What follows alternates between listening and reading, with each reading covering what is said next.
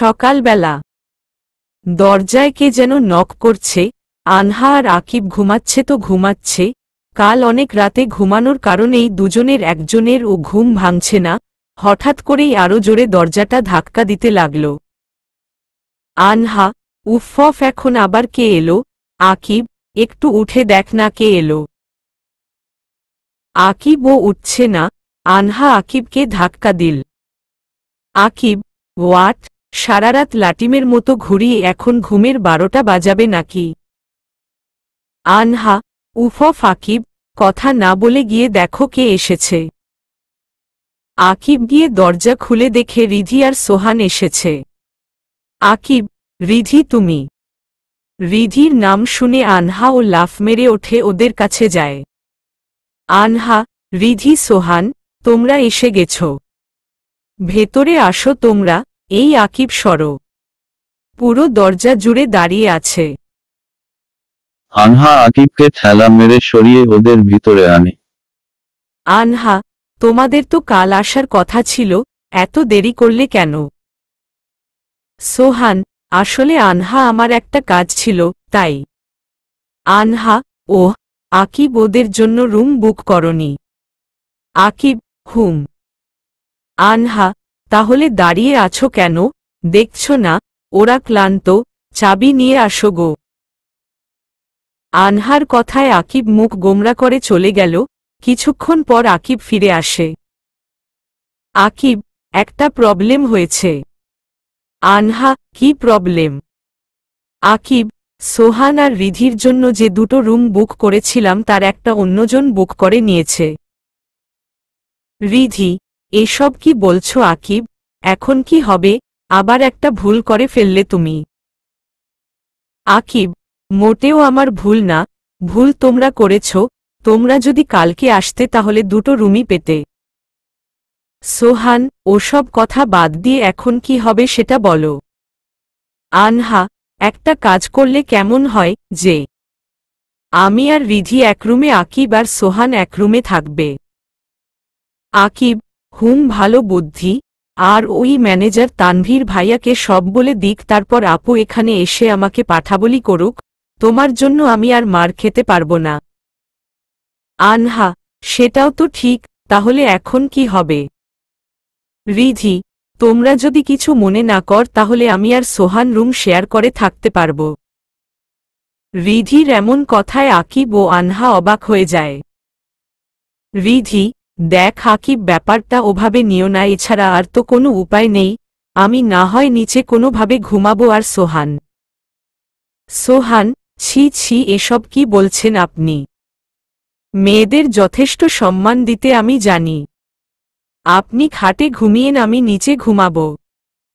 আকিব আর আনহা দাঁড়িয়ে দাঁড়িয়ে ওদের কথা শুনছে, কিছুই বলছে না। রিধি, আচ্ছা সে দেখা যাবে। আকিব, তুমি রাজি তো? দেখো, এছাড়া তো কোনো উপায় দেখছি না। অগাত্তা মন রাজি না হলেও মুখে ওরা রাজি হয়ে গেল। সোহান আর রিধি চাবি নিয়ে রুমে চলে যায়। 11টার দিকে চারজন মিলে গাড়িতে করে রওনা হল হাজাছোড়া ঝর্ণার উদ্দেশ্যে।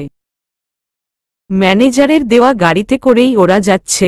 নানা রকম গাছগাছালি পাহাড় দেখতে দেখতে ওরা হাজাছাড়া ঝর্ণায় পৌঁছে গেল। ঝর্ণা দেখেই আনহা গোসল করতে নেমে যায়। ঝর্ণায় অনেকেই গোসল করছে। আনহা কতগুলো বাচ্চাদের সাথে দুষ্টুমি করছে আর গোসল করছে। সোহান আর রিধি দাঁড়িয়ে দাঁড়িয়ে দেখতেছে। 1 ঘন্টা যাবৎ গোসল করে আনহা উঠে আসে। সোহান, তোমার কি কোনো কাণ্ডজ্ঞান নেই? আনহা, কতক্ষণ ধরে এখানে দাঁড়িয়ে দাঁড়িয়ে মশার কামড় খাচ্ছি। আনহা কিছু বলার আগেই আকিব এসে আনহাকে তোয়ালে এগিয়ে দেয় আর গিয়ে চেঞ্জ করতে বলে আনহা চেঞ্জ করতে চলে গেল। রিধি, বাব্বা আকিব, আনহার প্রতি এত কেয়ার? সোহান, হুম, বাট কেন? আকিব, বাট এই কেয়ারটা তো তোমার করা উচিত ছিল সোহান, আর সেটা আমার করতে হচ্ছে কেন? এই যে সকাল থেকে দেখছি তুমি রিধির কেয়ার করছো। গাড়ি থেকে হাত ধরে নামাও, ওঠাও। এখানে হাত ধরে আস্তে আস্তে নিয়ে এলে যেন পাথরে পিছলে রিধি পড়ে না যায়, কিন্তু এটা তো আমার করার কথা ছিল, তুমি করলে কেন? আকিবের কথায় সোহান আর রিধির মুখে ভয়ের ছাপ দেখা যায়, তা দেখে আকিব আরও কিছু বলতে যাবে, তখনই আনহা চলে আসে। আনহা, আমার হয়ে গেছে, চল সবাই। সরি সোহান, আমার জন্য তোমাকে মশার কামড় খেতে হলো। আকিব, চলো। ওরা গাড়িতে উঠল। আকিব আনহা পাশাপাশি বসে, কারণ ড্রাইভারটা ওই ম্যানেজারের চামচা, কি হচ্ছে না হচ্ছে সব গিয়ে বলে দেবে। রিধি আর সোহান ও পাশাপাশি বসেছে। আনহা বাইরে তাকিয়ে বন জঙ্গল পাহাড় দেখছে আর আকিবকে দেখাচ্ছে। রিধি আর সোহান ও গল্প করছে। আনহা পিঙ্ক কালারের একটা কারচুপি পরেছে, চুলগুলো খোলা, ভেজা চুল থেকে টপটপ করে পানি পড়ছে আকিবের ঘাড়ে, হাতের উপর একটা সোঘ্রাণ বের হচ্ছে আনহার চুল থেকে, পাগল করা সেই ঘ্রাণ। আকিবের সবকিছু যেন গুলিয়ে যাচ্ছে। আনহার দিকে তাকাতে না চাইলেও বেহায়া চোখগুলো সেদিকেই যাচ্ছে বারবার। আকিব চোখে সানগ্লাস পরে নেয়। গাড়ি ছুটছে আপন মনে, গন্তব্যস্থল ঝুলন্ত ব্রিজ। অবশেষে ওরা খাগড়াছড়ি পৌঁছে যায়, তারপর লাঞ্চ করে রওনা হয় ঝুলন্ত ব্রিজ দেখতে। ঝুলন্ত ব্রিজ, রিসাং ঝর্ণা দেখে ওরা যায় আলুটিলা গুহা দেখতে। আকিব আর আনহা গুহার ভেতরে যায়, কিন্তু রিধি আর সোহান বাইরে থাকে। ঝুলন্ত ব্রিজ, রিসাং ঝর্ণা আর আলুটিলা গুহা ঘুরতে ঘুরতে ওদের রাত 12টা বেজে যায়। তারপর ওরা গাড়ি করে আবার রওনা হয়। এবারের গন্তব্যস্থল হল কলাঙ্ক পাহাড়, যেটা নীলাচলের সবচেয়ে সুন্দর জায়গা। মেঘের রাজ্যে সেখানেই সকালবেলা মেঘ ভেসে বেড়ায় কলাঙ্ক পাহাড়ে। এটা কেউ মিস করতে চায় না, তাই ঘুম ক্লান্তি সব বাদ দিয়ে কলাঙ্ক পাহাড়েই যাবে সবাই। সারারাত গাড়িতেই কেটে যায়, গাড়িতেই সবাই ঘুমিয়ে ঘুমিয়ে কাটায়। কলাঙ্ক পাহাড়ে পৌঁছে সবাই ব্রেকফাস্ট করে। তারপর কলাঙ্ক পাহাড়ের উপরে যায়, ওখানে বসার সুন্দর জায়গা আছে, সবাই ওখানে বসে পড়ল। অনেক ক্লান্ত সবাই, কিন্তু মেঘ এত কাছে দেখে আনহার ক্লান্তি সব উড়ে যায়। পাহাড়ের উপর চারদিকে ঘুরে ঘুরে ছবি তুলছে, আর আকিব রিধি সোহান ওর কাণ্ড দেখতাছে। আনহা ওদের কাছে গেল। আনহা, সোহান, রিধি, আকিব, চলো ছবি তুলি। দেখছো না মিমগুলো কত সুন্দর দেখাচ্ছে, ছবি না তুললেই মিস করবে। সোহান, আর ইউ ক্রেজি আনহা, কাল থেকে তোমার পাগলামি সহ্য করছি, আর কতকাল বাচ্চা থাকবে দেখছো না? আমি খুব ক্লান্ত, যত সব রেগে। আনহা মুখটা কালো করে ফেলল। সোহান ওকে এভাবে অপমান করবে ও ভাবতে পারেনি। আকিব ও কিছু বলল না, ওদের ব্যাপার ওদের হাতেই ছেড়ে দিল। রিধি, সত্যি আনহা, তুমি এমন কেন? লোকে কি বলবে? আসলে প্রথম এসেছ তো, জীবনে তো কখনো সাজে কাসনি, প্রথমবার এলে এরকমই হয়, শয়তানি হাসি দিয়ে। আকিব এবার আর চুপ করে থাকতে পারল না। Akib, stop it. রিধি, কারো ব্যাপারে বাজে মন্তব্য করার অধিকার তোমার নেই। আনহাকে তুমি ইনসাল্ট করতে পারো না। রিধি, আমি কোথায় ইনসাল্ট করলাম? যা সত্যি তাই তো বললাম। আর আনহাকে আমি এসব বলছি, এতে তোমার বাচ্চা কোথায়? সোহান, আকিব, আনহার প্রতি তুমি এত সিরিয়াস কেন? আকিব, আনহার প্রতি সিরিয়াস তো তোমার হওয়া উচিত ছিল, কিন্তু তুমি সেটা না করে উল্টো আনহাকে ইনসাল্ট করছো। এখন আমি কি করব বলো? আনহা, চলো আমি তোমার সাথে ফটো তুলব। আকিবের কথায় রিধি আর সোহান থম মেরে বসে রইল। আকিব আনহার হাত ধরে নিয়ে যায়। কেন জানি আকিবের কথায় আনহা খুশি হয়। সোবহানের বলা কথাগুলোয় ওর কিছুই যায় আসে না, কিন্তু কেন সেটাও আনহার অজানা। আকিবের সাথেই কলাঙ্ক পাহাড় ঘুরে আনহা, তারপর সবাই কটেজে ফিরে আসে। আসার পথে রিধি আর সোবহানের সাথে তেমন কোনো কথা বলে না আনহা আর আকিব, কারণ আজকে বড্ড বাড়াবাড়ি করে ফেলেছে ওরা। অনেক জার্নি করেছে ওরা। কটেজে এসে সবাই বিশ্রাম নিয়ে ঘুমিয়ে পড়ে। যেহেতু লাঞ্চ কলাঙ্ক থেকেই করে এসেছে, তাই ঘুমের রাজ্যে পাড়ি দেয় সবাই। সন্ধ্যার পরে আনহার ঘুম ভাঙল। ঘুম থেকে উঠে গিয়ে ফ্রেশ হয়ে নেয় আকিবকে ও ফ্রেশ হতে পাঠায়। তখনই দরজায় কে যেন নক করল। আকিব গিয়ে দরজা খুলল। আকিব, আপনি? ম্যানেজার, জি, আপনাদের জন্য কটেজের বাইরে ক্যান্ডেলাইট ডিনারের অ্যারেঞ্জ করা হয়েছে, আপনারা রেডি হয়ে চলে আসুন। এ কথা শুনে আনহা আর আকিব চোখ বড় বড় করে তাকায়। আনহা, আকিব তুমি এসব করেছ? আকিব, না তো, আমি তো। ম্যানেজার, আরে না, এসব তানভীর আমাকে করতে বলেছে। আনহা, কিন্তু আমাদের সাথে আরো দুজন বন্ধু আছে, ওদের যদি। ম্যানেজার, সরি, আপনারা দুজন ছাড়া ওখানে আর কাউকে অ্যালাউ করা হবে না। আপনারা চাইলে ওনাদের জন্য আমি অন্য ব্যবস্থা করতে পারি, এখন আমি আসি। আকিব একটা বড় নিঃশ্বাস ছাড়ল। আকিব, গেল সবকিছু, রিধিকে এখন কি বলবো? আনহা, আপু আর ভাইয়া আমাদের পিছু ছাড়বে না, ধ্যাত। কি আর করার, রেডি হয়ে দুজনে কটেজের বাইরে চলে আসে। বাইরে সোহান আর রিধি বসে বসে কিছু একটা নিয়ে কথা বলছিল। রিধি, আকিব, আনহা তোমরা বসো। আকিব, আর বসা হয়েছে, আপু ডিনার অ্যারেঞ্জ করেছে আমার আর আনহার জন্য। সোহান, হোয়াট? আকিব, এবার মনে হচ্ছে সবকিছু বেশি বেশি হয়ে যাচ্ছে। আনহা, বেশি হলেও কিছু করার নেই সোহান, তুমি রিমি আপুকে চেনো না, একবার যদি কিছু জানতে পারে তাহলে আমাদের ডিভোর্স কিছুতেই হতে দেবে না। সোহান, আচ্ছা ঠিক আছে তোমরা যাও, আমি আর রিধি ডিনার করে নিব। শোভানের কথায় আনহা তো অবাক, কেন সোহান সবকিছু এত সহজে মেনে নিচ্ছে, যে সোহান আনহা ছাড়া কিছু বুঝত না। আনহা বলার সাথে সাথে হাজির হতো ওর সামনে, কোনো ছেলের সাথে কথা বললে রাগে ফায়ার হয়ে যেত, সে সোহান আকিবের সাথে এক রুমে থাকা, এখন আবার ডিনার, এসব কিভাবে মেনে নিচ্ছে? কিছু তো একটা গণ্ডগোল আছে। আনহা এসব ভাবতে ভাবতে আকিবের সাথে ডিনারে চলে গেল। যেখানে ডিনার অ্যারেঞ্জ করা হয়েছে জায়গাটা অনেক সুন্দর, আনহা তো দেখেই অবাক।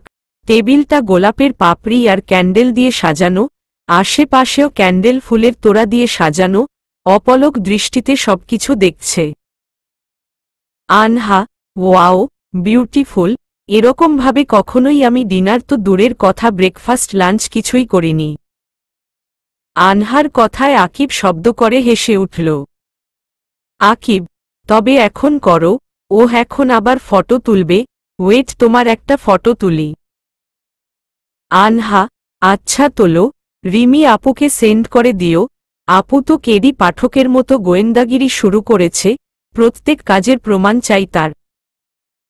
আকিব আনহার সাথে কয়েকটা ফটো তুলে রিমিকে সেন্ড করে দেয়, তারপর দুজনে খেতে বসে। আনহা খেয়েই যাচ্ছে, আকিব গালে হাত দিয়ে বসে বসে আনহার খাওয়া দেখছে। আনহা, আকিব তুমি খাচ্ছ না কেন? আমার খাওয়া দেখলে কি তোমার পেট ভরবে? ওহহ, তোমার তো রাতের বেলা ব্যারাম ওঠে, না খাওয়ার ব্যারাম। প্লিজ আকিব, আজকে ডিনার করো আমার জন্য। রিমি আপুর কষ্টটা এভাবে বিফলে যেতে দিও না, প্লিজ। কেন জানি আকিব আনহার অনুরোধ ফেলতে পারল না, দুজনে একসাথে ডিনার করল।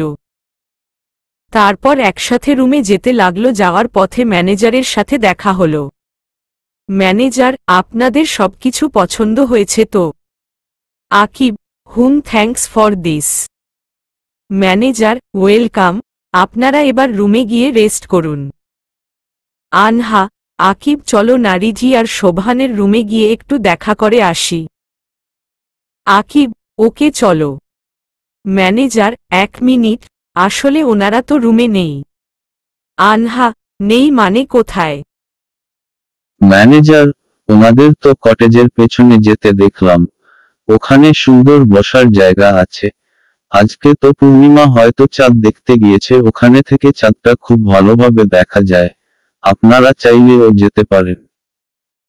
ম্যানেজার চলে গেল। আনহা, কি, আমাদের রেখে চাঁদ দেখা না? দাঁড়া, দেখাচ্ছি মজা, চল তো আকিব। আজকে সবাই আড্ডা দেব অনেক রাত পর্যন্ত। আনহা আকিবের হাত ধরে টানতে টানতে কটেজের পিছনে নিয়ে গেল। ওখানে গিয়ে আনহা আর আকিব যা দেখল সেটা দেখার জন্য দুজনের কেউই প্রস্তুত ছিল না। সোহান আর রিধি দুজন দুজনকে জড়িয়ে ধরে গভীর চুম্বনে মগ্ন হয়ে আছে।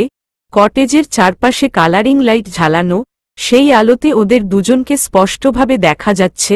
সোহান দুই হাতে রিধির কোমর আঁকড়ে ধরেছে আর রিধি সোহানের শার্টের কলার ধরে আছে। এটা দেখা মাত্রই আনহা আর আকিবের পা থেকে মাটি সরে যায়। ওরা দুজনে থ হয়ে দাঁড়িয়ে দাঁড়িয়ে সব দেখতেছে। সোহান আর রিধি ওদের কাজ চালিয়ে যাচ্ছে। আনহা আর সহ্য করতে না পেরে জোর একটা চিৎকার দিল। আনহা, সোহা, ন। আনহার চিৎকারে সোহান রিধিকে ছেড়ে দেয়। সোহান আর রিধি ভয় পেয়ে যায় আকিব আর আনহাকে দেখে। ওরা ভাবতেও পারেনি যে এ সময় আকিব আর আনহা এসে পড়বে আর ওদের হাতে নাতে ধরে ফেলবে। আনহা সোহানের দিকে এগিয়ে গেল। সোহান, আনহা। কিছু বলার আগেই আনহা সোহানের গালে কষে একটা চড় মারল। সোহান চড় খেয়ে তাল সামলাতে না পেরে একটু পিছিয়ে যায়। আনহা, ছি সোহান, তোমাকে আমি কতটা বিশ্বাস করেছি, ভালোবেসেছি। আর তুমি তার এই প্রতিদান দিলে। তুমি রিধির সাথে, ছি আমার ভাবতেও ঘৃণা হচ্ছে। তুমি এতটা নীচ হতে পারলে কিভাবে? সোহান, দেখ আনহা, তুমি যা ভাবছ সেটা না। আনহা, জাস্ট শাট আপ। কি করছিলে তোমরা? সিনেমার শুটিং, তুমি নায়ক আর রিধি নায়িকা, এজন্য কি একে অপরকে কিস করছিলে?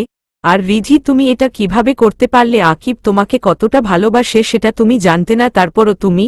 আর সোহান, তুমি কেন করলে এটা বলো? আনহা সোহানের কলার ধরে ঝাঁকাতে শুরু করে। সোহান বিরক্ত হয়ে আনহাকে জোরে ধাক্কা মারে। আনহা পিছনে সরে পড়তে নিলে আকিব ওকে ধরে ফেলল। সোহান, হ্যাঁ আমি এখন খারাপ তাই না? আর তুমি কি? অনেকদিন হলো তো আকিবের সাথে এক রুমে রাত কাটাচ্ছ, কি ভেবেছ আমি কিছু বুঝি না? আর আকিব কি ধোয়া তুলসী পাতা যে তোমাকে এতদিন কিছু করেনি? আনহা, খবরদার সোহান, আমার সম্পর্কে যা বলার বলতে পারো, কিন্তু আকিবের সম্পর্কে একটা কথাও তুমি বলবে না। তোমার ওই নোংরা মুখে আকিবের কথা মানায় না। আর কি যেন বললে? আকিব ধোয়া তুলসী পাতা? হ্যাঁ, সত্যি আকিব খুবই ভালো। এতদিন আমরা স্বামী স্ত্রী আছি ঠিকই, কিন্তু আমাদের মধ্যে স্বামী স্ত্রীর কোনো সম্পর্ক নেই। আর তোমার মতো নীচ নোংরা মানুষ সেসব বুঝবে না, কারণ তোমার মানসিকতাই নোংরা। সোহান, থামো তো, অনেক জ্ঞান দিয়েছ। নিজের চরিত্র ঠিক নেই আবার অন্যকে বোঝাতে এসেছে। এ কথা শুনে আকিব ভয়ঙ্কর রেগে যায়। সোহানকে গিয়ে একটা ঘুষি মেরে নিচে ফেলে দেয়, আবার টেনে উঠিয়ে কলার ধরে বলল, আকিব, তোর সাহস কি করে হলো আনহার সম্পর্কে বাজে কথা বলার? অনেক সহ্য করেছি তোর কথা, আর না। আসলে তোর মতো একটা ছেলের সাথে আনহাকে মানায় না, তাই হয়তো আজকে সবটা ধরা পড়ে গেছে। আকিব খুব জোরে সোহানের কলার চেপে ধরেছে। রিধি গিয়ে আকিবের থেকে সোহানকে ছাড়িয়ে নেয়। আকিব, বাহ, খুব ভালো রিধি। আমাকে ছেড়ে যে তুমি অন্য কারো পালকিতে চড়বে সেটা আমার জানা ছিল না, আর কেনই বা চড়েছ সেটাও আমার জানা। রিধি, আমি আমার ভালোবাসাকে পবিত্র রাখতে চেয়েছিলাম, আর 5 জনের মতো তোমাকে ছোঁয়ার চেষ্টা করিনি, কারণ ভালোবাসার মানুষকে আমি কখনোই অপবিত্র করতে চাইনি। কিন্তু এটা যে তোমার পছন্দ ছিল না এটা আমি জানতাম না। আমি তোমার কাছে থেকে এটা আশা করিনি। আসলে এতদিন তোমার মুখের উপরের মুখোশটা দেখেছি, কিন্তু আজ তোমার আসল রূপ দেখলাম। মুখোশের আড়ালে তুমি দেখতে খুবই সুন্দর, কিন্তু তোমার আসল রূপটা ভয়ঙ্কর। আনহা, আকিব, অনেক হয়েছে। এই আপদ দুটোকে এখন এখান থেকে বিদায় করো। এদের দুজনকে আমার সহ্য হচ্ছে না। আনহা এসে আকিবকে হাত ধরে টেনে নিয়ে গেল। ম্যানেজারের থেকে রিধি আর সোহানের রুমের চাবি নিয়ে ওদের রুমে যায়। আকিব বুঝতে পারছে না আনহা ঠিক কি করতে চাইছে। আকিব, এসব কি করছো? আনহা, কথা বলো না। আনহা শাড়ির আঁচল কোমরে গুজে রিধি আর সোহানের ব্যাগ দুটো নিয়ে বাইরে আসে। ততক্ষণে সোহান আর রিধিও চলে এসেছে। আনহা ওদের দিকে ব্যাগ দুটো ছুঁড়ে মারে। রিধি, আনহা, এসব কি করছো? আনহা, দেখতে পাস নাই কি করলাম? তোদের বের করে দিলাম, যা ভাগ। রিধি, ভাগবো মানে এত রাতে আমরা কোথায় যাব? আনহা, জাহান্নামের চৌরাস্তায় যা, তাতে আমার কিছু যায় আসে না, কিন্তু তোরা এখানে থাকতে পারবি না, নাগর নিয়ে হানিমুন করবি আর সব খরচ দিবে আকিব, এটা কখনোই হবে না। রিধি, না, এই রুম আমরা আমাদের টাকায় বুক করে নিব। ওদের চেঁচামেচিতে ম্যানেজার আর অন্যান্য লোকজন চলে আসে। আনহা, ওই তো ম্যানেজার চলে এসেছে। আচ্ছা ম্যানেজার সাহেব, এই রুমটাকে বুক করেছে। ম্যানেজার আকিব। আনহা, তাহলে আকিবের ওয়াইফ হিসেবে আমার সিদ্ধান্ত নেওয়ার অধিকার আছে, আর আমি চাই এই রুমে ওরা থাকবে না। আমার হাজবেন্ড রুম বুক করেছে, সেটাতে আদৌ কেউ থাকবে না, রুমটা খালি থাকবে, সেটা সম্পূর্ণ আমার ব্যাপার। এখন এদের এখান থেকে বিদায় করুন, আমি আর কিছু বলতে চাই না। ম্যানেজার আর কিছুই বলতে পারলাম না আনহাকে, কারণ আনহা ভয়ঙ্কর রেগে আছে, আর আকিব এতক্ষণ আনহার কথা শুনছিল। এত কিছুর পরও আনহা নিজেকে শক্ত রাখছে কিভাবে? Manager, sorry for this. শোভানের দিকে তাকিয়ে, আপনারা এখানে থাকতে পারবেন না, ওনারা রুম বুক করেছে, এখন সবটা ওনাদের হাতে, ওনারা যদি পারমিশন দেয় তবেই আপনারা থাকতে পারেন। সোহান, দেখ আনহা, তুমি এটা করতে পারো না। আনহা, আমি কি করতে পারি আর না পারি সেটা তুমি খুব ভালো করে জানো, বিড়ালের মতো 14 বাড়িতে মুখ দেওয়া না, এখন যাও এখান থেকে। আনহা আকিবকে নিয়ে রুমে চলে আসে। রিধি আর সোহান কোনো উপায় না পেয়ে চলে যায়। রুমে এসে আনহা খাটের উপর বসে পড়ল, আকিব ও পাশে বসে আছে, নিচের দিকে হালকা ঝুঁকে হাত দিয়ে নিজের চুলগুলো আস্তে আস্তে টানছে। অনেকক্ষণ চুপ করে বসে থেকে আনহা রুম থেকে হনহনিয়ে বের হয়ে গেল। আকিব বুঝতে পারল না যে আনহা কোথায় গেল। কিছুক্ষণের মধ্যেই আনহা ফিরে এলো, হাতে দুটো মদের বোতল আর দুটো গ্লাস। আকিব এসব দেখে অবাক হয়ে যায়। আকিব, এসব কি? আনহা, দেখছ নাকি, এগুলো আমাদের ডিনার টেবিলে সাজানো ছিল। আকিব, হ্যাঁ ছিল, কিন্তু। আনহা, তখন তো খাইনি, এখন খাবো। আকিব, আমি এসব খাই না। আনহা, আমি ও তো খাই না, তবে আজকে খাবো, তুমিও খাবে। শুনেছি এসব খেলে নাকি মনের কষ্ট কমে, দেখি আজকে ট্রাই করে, নাও এবার বসো। আকিব আর আনহা খাটের পাশে ফ্লোরে বসে পড়ল। আনহা গ্লাসে মদ ঢেলে নিজে এক গ্লাস নিয়ে আকিবকে এক গ্লাস দিল, তারপর দুজন দুজনের গ্লাসে টোকা মেরে বলল চিয়ার্স। চোখ বন্ধ করে দুজন দুগ্লাস শেষ করে দিল, তারপর আবার গ্লাসে মদ ঢেলে দুগ্লাস দুজনে শেষ করে ফেলে। এতেই ওদের নেশা ধরে যায়। প্রথমবার এসব খাওয়ায় আরও বেশি নেশা ধরে ওদের। আনহা, আচ্ছা আকিব, বলতে পারো সোহান কেন আমার সাথে এরকম করল? ঠোঁট উল্টিয়ে, আমি তো ওকে এত ভালোবেসেছি, হাত দুটো প্রসারিত করে। তাহলে ও কেন আমাকে ভালোবাসল না? আকিব, সেটা আমি কি করে বলবো, দেখছ না রিধিও আমাকে কেমন ছ্যাঁকা দিল। আনহা, এতে তোমার দোষ, তোমার দোষেই রিধি তোমাকে ছ্যাঁকা দিয়েছে। আকিব, এখানে আমার দোষ কোথায় হল? আনহা এবার পুরো বোতল হাতে নিয়ে এক চুমুক দিল, তারপর বলল, আনহা, তুমি অনেক আনরোমান্টিক আকিব। রিধিকে তো একটা কিস করতে পারতে, তাহলে তো এসব হতো না, তাহলে সোহান ও এভাবে আমাকে ঠকাতো না। কান্না স্বরে। আকিব, কি বলছো তুমি এসব? ওকে আমি কেন কিস করতে যাব? ও কি আমার বউ নাকি? আর তুমি জানো না যে ইসলাম ধর্মে চুমু খাওয়া হারাম? আনহা, ওমা, গালে হাত দিয়ে, আমি তো এসব একদমই জানতাম না, কিন্তু হারাম জেনেও সোহান আর রিধি কেন কিস করল? আকিব, আরে ওদের মধ্যে বেশি রোমাঞ্চ ভাব এসে গেছে। আনহা, ধ্যাত, হাসি দিয়ে, মাত্র ৩-৪ দিন ধরে একে অপরকে চেনে, এর মধ্যেই প্রেম ভালোবাসা ইত্যাদি হয়ে গেল, আর তারপর রোমাঞ্চ। আকিব, আরে ওরা হয়তো একটু বেশি রোমান্টিক। নেশাযুক্ত কণ্ঠে। আনহা, হি হি হি, বাজে কথা সব। তুমি আর আমি তো কতদিন ধরে এক রুমে থাকছি, কই আমাদের তো কোনো রোমাঞ্চ ফিল হলো না। আকিব, তোমার সাথে রোমাঞ্চ ফিল হবে কেন? তুমি তো আমার ভাবি হও। আনহা, কি? আকিব, থুরি, তুমি তো আমার ভাবি না। বউ ভাবি, থুক্কু, বউ। আনহা, আসলে আকিব তুমি সত্যি আনরোমান্টিক, না হলে রিধি তোমাকে ছেড়ে যেত না, বলেই আবার বোতলে চুমুক দিল। আকিব, কি আমি আনরোমান্টিক? বোতলে এক চুমুক দিয়ে আমি কিস করতে পারি না। আসো তোমাকে একটা কিস করে দেখাই।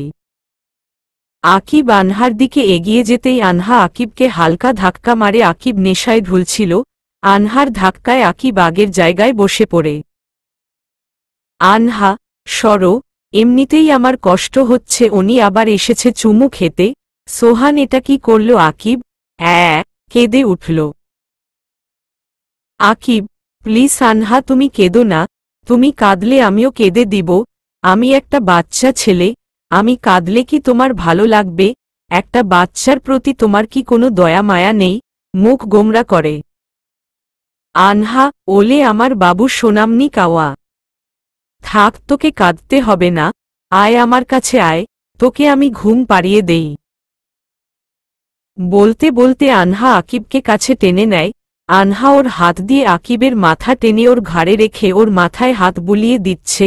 নেশার ঘোরে দুজনে কি করছে কেউ জানে না। আনহা আকিবের সিল্কি চুলে হাত বুলিয়ে দিচ্ছে, আর আকিব তা চোখ বুজে অনুভব করছে। আনহা, এই আকিব এভাবে ঘুমাস না। আকিব, তুমি তো এভাবে আমাকে ঘুম পাড়িয়ে দিচ্ছ। আনহা, ওহহ, এখন ওঠ, বিছানায় গিয়ে ঘুম পাড়িয়ে দেই তোকে। দুজনে টলতে টলতে উঠে, ঠিকমতো দাঁড়াতে পারছে না, কোনোরকমে ওরা খাটের উপর শুয়ে পড়ল। মদের বোতল গ্লাস ওভাবেই মাটিতে পড়ে আছে। আনহা শুয়ে শুয়ে আকিবের মাথায় হাত বুলিয়ে দিতে দিতে ঘুমিয়ে পড়ল। আকিব তো আরও আগেই ঘুমিয়ে পড়েছে, মদটা বেশি খেয়ে ফেলেছে ওরা। পরের দিন 12টায় আনহার ঘুম ভাঙল। নেশার কারণেই দুজনের ঘুম বেশি হয়েছে। ঘুম ভেঙে আনহা দেখতে পেল ও আকিবের বুকের মধ্যে। আকিব ওর দুহাতে আনহাকে জড়িয়ে ধরেছে। এটা দেখে আনহা নিজেকে ছাড়িয়ে উঠে দাঁড়ায়, কিন্তু নেশার ডোজটা এতই বেশি ছিল যে আনহা দাঁড়িয়ে থাকতে না পেরে মাটিতে ধপ করে পড়ে যায়। মাথাটা ওর ঘুরছে। অনেকক্ষণ বসে থেকে আস্তে আস্তে উঠে দাঁড়ায়, আর কালকে রাতের কথা মনে করার চেষ্টা করে। আনহা, মাথাটা কেমনে ঝিমঝিম করছে, কালকে রাতে কি হয়েছিল? মাথায় হাত দিয়ে চোখ বারবার পিটপিট করে। ও হ্যাঁ, মনে পড়েছে, কালকে সোহান আর রিধিকে বের করে দেওয়ার পর আমরা মদ খেয়েছিলাম। মদ খেয়ে কি করেছিলাম? ইস, কেন যে মদ খেতে গেলাম, আমার তো কিছুই মনে পড়ছে না। আকিব আমার সাথে কিছু। এটা বলে আনহা নিজেকে ভালো করে দেখতে লাগল। আনহা, না, শাড়িটা তো ঠিকই আছে, খুব একটা এলোমেলো না, ঘুমানোর জন্য একটু এলোমেলো হয়ে গেছে। আকিবকে ভালো করে দেখতে হবে। আনহা গিয়ে আকিবের গায়ের চাদর টেনে সরায়, এতে আকিবের ঘুম ভেঙ্গে যায়। আনহা আকিবের প্যান্ট শার্ট ভালো করে হাত দিয়ে টেনে উল্টে পাল্টে দেখতেছে। আকিব, হোয়াট, কি হয়েছে? আর আমার টি শার্টে হাত দিচ্ছ কেন? আনহা, উফফ বাবা, বাঁচা গেল, কিছুই হয়নি, আমি তো ভয় পেয়ে গিয়েছিলাম। আকিব, কিছু হয়নি মানে কি হয়েছিল? আকিব, কিছু হয়নি মানে কি হয়েছিল? উঠতে উঠতে মাথায় হাত দিল। উফফ, মাথাটা ঘুরছে খুব। তখনই আকিবের চোখ গেল মাটিতে পড়ে থাকা মদ আর গ্লাসের দিকে। আকিব আস্তে আস্তে বিছানা থেকে উঠে দাঁড়ায়। আকিব, কালকে রাতে এত ড্রিঙ্কস করেছিলাম, আনহা তুমি একবার আমাকে বারণ করলে না। আনহা, আমি মানে? আকিব, আমি মানে কি? আনহা, তুমি তো মদ খেয়েই গেলে, আমি অনেক বারণ করেছি কিন্তু আমার কোনো কথাই শুনলে না। ইস, আমি যদি এখন বলে দেই যে অতিরিক্ত মদ খাওয়ার কারণে কাল রাতের ঘটনা আমার ও কিছু মনে নেই, তাহলে তো আকিব রেগে যাবে, তার চেয়ে বরং মিথ্যে বলেই কাটিয়ে দেই মনে মনে। আকিব, ও শেট। আনহা, আরে আকিব, কিছু হবে না, একদিন মদ খেলে কিছু হয় না। আকিব, কিছু হয় না কে বলেছে এসব, ভাগ্যিস কিছু হয়নি। আনহা, কিছু হয়নি মানে? চোখ বড় বড় করে তাকিয়ে। আকিব, তুমি কি জানো নেশার ঘোরে মানুষ কত কিছু করে বসে? আনহা, কি করে? আকিব, নেশার ঘোরে মানুষ কিছু না, আমি যাই ফ্রেশ হয়ে নেই। আনহা, না বলে যাও। আকিব। আনহার কোনো কথা না শুনে আকিব চলে যায়। আনহা, নেশার ঘোরে মানুষ কি করে? আনহা, এসব ভাবা তোর কাজ না। আর শতভাবেও তুই বের করতে পারবি না। আকিব ফ্রেশ হয়ে বেরিয়ে এলে আনহা যায় ফ্রেশ হতে। শাওয়ারের নিচে দাঁড়িয়ে আছে আনহা, পানি ছিটকে এসে আনহার শরীরের প্রতিটি অঙ্গ ভিজিয়ে দিচ্ছে। আনহা চোখ বন্ধ করে পানির পরশ অনুভব করছে। আনহা নিজের সব কষ্টকে এই পানির সাথে মিশিয়ে বের করে দিচ্ছে। অনেক হয়েছে, আরও কষ্ট পাবে না। কেন জানি শোভানের এরকম করাই কষ্ট ওর হচ্ছেও না, তার কারণটাও খুঁজে পাচ্ছে না, খোঁজার চেষ্টাও করছে না। লম্বা শাওয়ার নিয়ে আনহা বের হয়, কিন্তু রুমে আকিবকে দেখতে পায় না। আনহা রুমের বাইরে চলে আসে, কটেজের চারপাশে আকিবকে খুঁজতে থাকে। অবশেষে কটেজের পিছনে গিয়ে আকিবের দেখা পায়। বেঞ্চিতে আকিব মনমরা হয়ে বসে আছে। আনহা গিয়ে আকিবের পাশে বসে ওর কাঁধে হাত রাখে। আনহা, কি হয়েছে? মন খারাপ? আকিব, সেটা তো তুমি ভালো করেই জানো। নিচের দিকে তাকিয়ে। আনহা, দেখ আকিব, এখন এসব নিয়ে ভাবার সময় না, জাস্ট রিল্যাক্স। আকিব, আচ্ছা, আমি বুঝতে পারছি না তুমি এত কিছুর পরেও এতটা স্বাভাবিক থাকছো কিভাবে? তুমি তো সোহানকে ভালোবাসতে, ও তোমাকে ধোঁকা দিল, এরপরও তোমার একটুও কষ্ট হচ্ছে না। How is this possible? আনহা, আমার কষ্ট তখন হয়েছিল যখন আমি সোহানকে রিধির সাথে ওইভাবে দেখেছিলাম। আমার ভালোবাসার মানুষ আমাকে এভাবে ঠকালো, সেটা ভাবে তখন আমার খুব কষ্ট হয়েছিল। কিন্তু পরে যখন সোহান আমার সম্পর্কে বাজে কথাগুলো বলল, তখন ওর প্রতি আমার সব ভালোবাসা শেষ হয়ে গেছে। ও কিভাবে বলতে পারলো আমার চরিত্র খারাপ? 1 বছর আমি ওর সাথে সময় কাটিয়েছি, আর তোমার সাথে 1 মাস। আর দেখ, এই 1 মাসে তুমি আমাকে যতটা চিনেছ, সোহান তার 1 ইঞ্চিও চিনতে পারেনি। আর তার প্রমাণ ওর কালকের ব্যবহার। কালকের পরে ওর প্রতি আমার ঘৃণা হচ্ছে। আকিব একধানে আনহার দিকে তাকিয়ে ওর কথাগুলো শুনছিল। আনহার কথাগুলো আকিবের কাছে খুব ভালো লাগছে। আকিব মুগ্ধ হয়ে আনহার কথা শুনতে লাগল। আনহা, তাই আমি ঠিক করেছি সোহান নামের কালো ঝড়টাকে আমার জীবন থেকে সরিয়ে দিয়েছি আর ওকে নিয়ে আমি কখনো ভাবব না, তাই ওই আপদটাকে কাল রাতেই বিদায় করে দিলাম। দেখ আকিব, আমার মতো করে তোমারও ভাবা উচিত। তোমার লাইফে এখনো কিছুই শুরু হয়নি। লেখাপড়া শেষ করে নিজের পায়ে দাঁড়াতে হবে তোমাকে। লাইফে তোমার এখন অনেক কিছু করা বাকি। আর তুমি যদি এখন ছোট একটা ঝরে পড়ে যাও, তাহলে তুমি আর উঠে দাঁড়াতে পারবে না। রিধি আর সোহান অন্যায় করেছে, ওদের অন্যায়ের প্রতিদান তো আমরা দেব না। চলো, আজ থেকে তুমি নতুন জীবন শুরু কর। নতুনভাবে নিজেকে তৈরি করো। দেখো, যে থাকে সে হাজার কষ্ট হলেও থাকে, আর যে চলে যায় তাকে হাজার চেষ্টা করেও আটকানো যায় না। সো ভুলে যাও সব।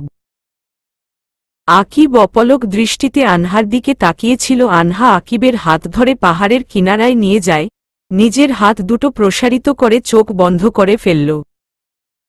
আকিব চেয়ে আনহাকে দেখছে। আনহা, আকিব, আমার মতো হাত দুটো প্রসারিত করে চোখ বন্ধ করে বাতাস অনুভব করো। দেখবে সব কষ্ট, অসহ্যকর যন্ত্রণা, গ্লানি এই বাতাস তোমার থেকে শুষে নেবে।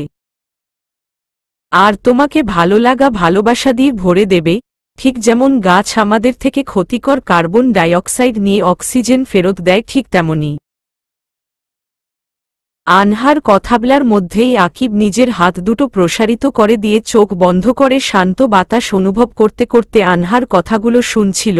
আকিব ঘন ঘন নিঃশ্বাস নিয়ে বাতাসের সাথে ওর সব অতীতগুলো মিশিয়ে দূর দেশে পাঠিয়ে দিচ্ছে, বাতাস থেকে শান্তির গ্লানিগুলো টেনে নিচ্ছে।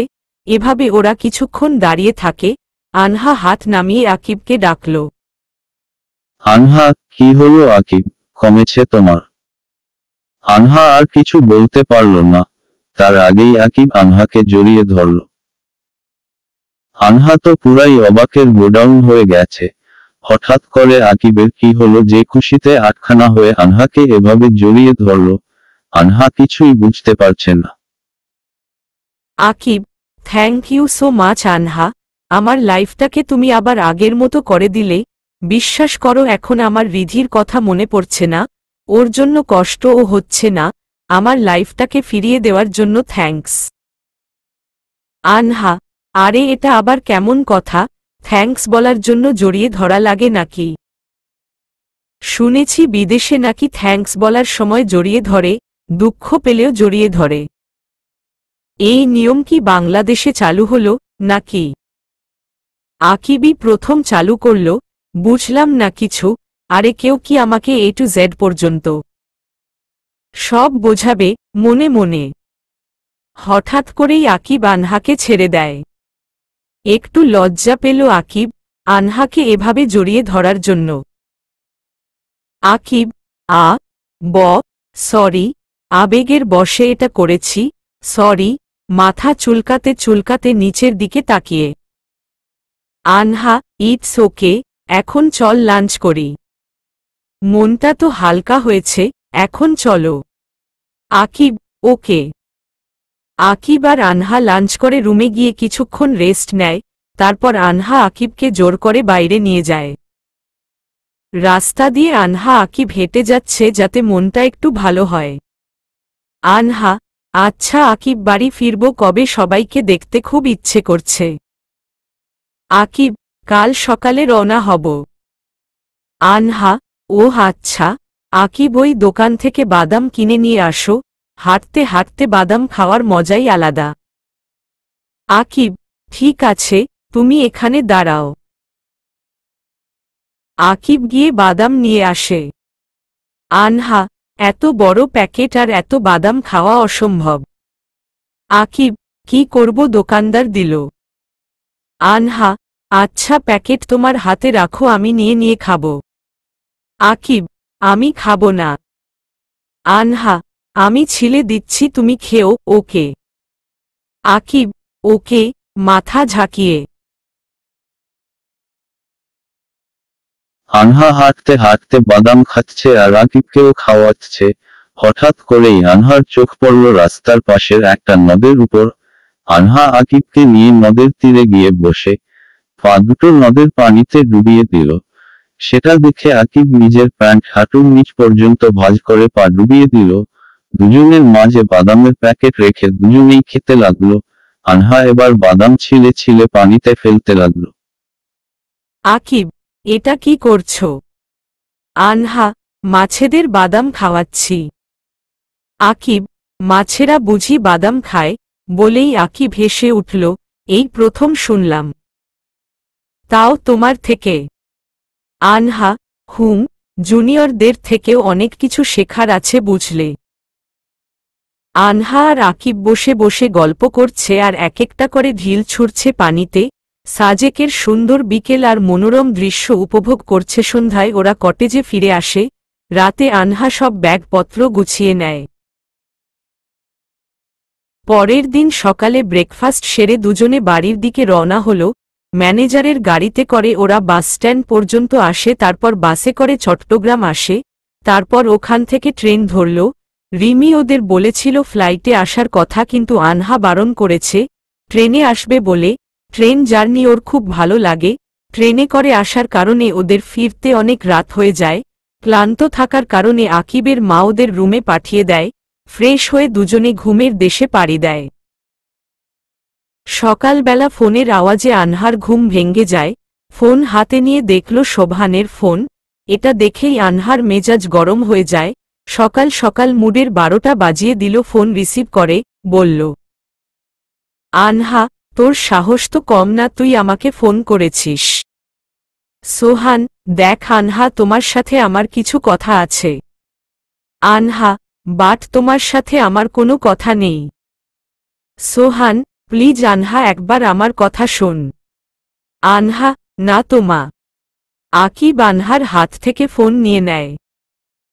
আকিব, মিস্টার সোহান, অন্যের ওয়াইফকে বিরক্ত করার ফল কি হতে পারে সেটা আপনার নিশ্চয়ই জানা আছে, সো এরপর যদি দেখি আপনি আনহাকে কল করেন তাহলে কিন্তু ভালো হবে না। আশা করি আপনি বুঝতে পারছেন। Okay bye. আকিব ফোন কেটে দিল।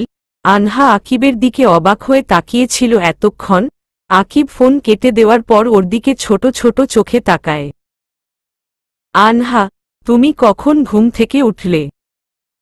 আকিব, তুমি যেভাবে চেঁচিয়ে কথা বলছিলে আমি কেন বাড়ির সবার ঘুম ভেঙে গেছে। আনহা, সোহানকে এসব কি বললে? আকিব, তোমাকে হেল্প করলাম, সোহান আর তোমাকে বিরক্ত করবে না। আনহা আকিবের হাতে একটা চিমটি কেটে চলে গেল ফ্রেশ হতে। আকিব, আউচ্চ বাবা, কি রামচিমটি দিল রে, ওকে আমার ও সময় আসবে। ব্যথা স্থানে হাত বুলাতে বুলাতে আনহা তোয়ালে দিয়ে মুখ মুছতে মুছতে বেরিয়ে এসে দেখে আকিব বিছানায় বসে আছে আর হাত ডলছে। আনহা, হোয়াট হ্যাপেন্ড আকি, ব। আকিব, নট হ্যাপেন্ড, শুধু একটা রামচিমটি খেয়েছি, তাও আবার এক শাকচুন্নির হাতে। আনহা, কি আমি শাকচুন্নি? কটমট করে তাকিয়ে। আকিব, আমি কি সেটা বলেছি? আনহা, তুমি তো সেটাই বললে। আকিব, না, আমি বলিনি। আনহা, তুমি বলেছ, চেঁচিয়ে। আকিব, এই তো শাকচুন্নির রূপ ধারণ করে দিয়েছে, আমি এখন কোথায় লুকাই? আনহা, আকি, ব। হাতের তোয়ালেটা আকিব মুখের উপর ছুঁড়ে মেরে রুম থেকে বেরিয়ে যায়। আকিব হাসতে হাসতে তোয়ালেটা সরিয়ে ফ্রেশ হতে চলে যায়। তারপর নিচে আসে ব্রেকফাস্ট করতে। আনহা সবাইকে খেতে দিচ্ছে। রিমি আর ওর মা বসে বসে খাচ্ছে। আকিবকে দেখে রিমি বলে উঠল। রিমি, কি রে আকিব, কেমন কাটল তোদের হানিমুন? রিমির কথায় আনহা আর আকিব দুজনের দিকে তাকিয়ে শুকনো ঢোক গিলল। রিমি, এই কথা কানে যাচ্ছে না তোর? আকিব, আপু ছাড়ো তো এইসব, তানভীর ভাইয়া কোথায়? রিমি, বাবার সাথে অফিসে গেছে, রাকিব ভাইয়া তো নেই, বাবা একা সামলাবে কিভাবে, আর তুই তো তুইই। আকিব, আমি মানে, এখন আমার দোষ কোথা থেকে? আসল পড়ালেখা শেষ হওয়ার আগেই তো বিয়ে করিয়ে দিলে, আর এখন দোষ আমার হল। রিমি, এই গাধা, আমি তোকে কিছু বলেছি নাকি? আকিব, তোমার কথাতেই বোঝা যায় তুমি কি বলতে চেয়েছ। রিমি, দেখ আকিব। মা, হচ্ছে কি এসব? তোরা চুপ করবি। খাওয়ার সময় এত কথা বলে না। 3 দিন পর আকিব ভার্সিটিতে যায়, কিন্তু আনহা যায় না, শুধু নতুন নতুন অজুহাত দেখায়। আকিব তাই একাই চলে যায়। আনহা সিঁড়ি বেয়ে নিচে নামছে, হঠাৎ করে প্লাজুতে পা পেঁচিয়ে নিচে পড়ে যায়, মাথায় হালকা আঘাত পাওয়ায় অজ্ঞান হয়ে যায়। রিমি সোফায় বসে টিভি দেখছিল। ও দৌড়ে আসে। আকিবের মাও এসে আনহাকে নিয়ে সোফায় শুইয়ে দেয়। মুখের উপর পানির ছিটা কয়েকবার দেওয়ার পর আনহার জ্ঞান ফেরে। মা, আনহা, কি হয়েছিল তোমার? পড়ে গেলে কিভাবে? আনহা, এখন কি বলি? যদি বলি প্লাজোতে আটকে পড়ে গিয়েছি তাহলে এতগুলো বকা দিবে। মনে মনে আসলে হঠাৎ মাথা ঘুরে গিয়েছিল। রিমি, ওহ, মাথা ঘুরালে তেঁতুল খেলে মাথা ঘোরানো কমে। ওয়েট, আমি নিয়ে আসছি। রিমি আনহাকে তেঁতুল এনে দিল। আনহা তেঁতুল একটু মুখে দিয়েই ওয়াক ওয়াক করতে করতে বাথরুমে গিয়ে বমি করে দিল। অন্য সব মেয়েদের মতো ও তেঁতুল একদম খেতে পারে না, তাই বমি করে দিল। আনহার এহেন কাণ্ডে আকিবের মা রিমি কিছু একটা সন্দেহ করল। রিমি ওর মায়ের দিকে তাকিয়ে একটু মুচকি হাসল। বিস্ময়সূচক চিহ্ন। দুপুরে আকিব ভার্সিটি থেকে বাড়ি আসতেই আনহা গিয়ে চেপে ধরে। আনহা, আকিব, তোমার বাড়ির লোকেদের মাথায় গন্ডগোল আছে, সেটা আগে বলনি কেন? আকিব, মানে কি বলছো? কিছুই বুঝতে পারছি না তোমার কথা। আনহা, সকালে একটু মাথা ঘুরে পড়ে গিয়েছিলাম, আর ওনারা উল্টাপাল্টা ভেবে ডক্টরের কাছে নিয়ে গেল। আকিব, ঠিকই তো করেছে, অসুস্থ হলে তো ডক্টরের কাছে নিয়ে যাবে, এতে মাথা খারাপের কি হলো? আনহা, আরে আমাকে ডক্টরের কাছে নিয়ে গিয়ে প্রেগন্যান্সি টেস্ট করিয়েছে। আকিব, কি? আনহা, আজ্ঞে হ্যাঁ। এখন কি করব? বিকেলে রিপোর্ট আনতে ডক্টরের কাছে যেতে হবে, এখন কি করব? আকিব, কি করবে মানে? চাপ নিও না, নেগেটিভই তো আসবে। আনহা, কিন্তু যদি? আকিব, যদি কি? তোমার কি কোনো সন্দেহ আছে নাকি? আনহা, আকিব তুমিও। আকিব, ওকে রিল্যাক্স, কিছু হবে না দেখো। আকিব ফ্রেশ হতে চলে যায়। বিকেল বেলা ডক্টরের চেম্বারে আনহা, আকিব, রিমি, তানভীর বসে আছে। রিমি, ডক্টর রিপোর্টে কি এসেছে? ডক্টর একজনকে কল করে বলল আনহার রিপোর্ট দিয়ে যেতে। আনহার রীতিমত অস্বস্তি লাগছে, না জানি কি আসে রিপোর্টে। এমন সময় একজন এসে রিপোর্ট দিয়ে যায়, ডক্টর সেটা নিয়ে চেক করছে। আকিব আর আনহা ডক্টরের দিকে তাকিয়ে আছে, দুজনেই অস্থির হয়ে গেছে। রিমি, ডক্টর, কি আছে রিপোর্টে? ডক্টর, কংগ্রাচুলেশনস মিস্টার আকিব, আপনার ওয়াইফ প্রেগন্যান্ট, আপনি বাবা হতে চলেছেন। ডক্টরের কথায় আনহা আর আকিব বসা থেকে দাঁড়িয়ে যায়। এটা কি করে সম্ভব? আনহা pregnant? How is this possible? চলবে।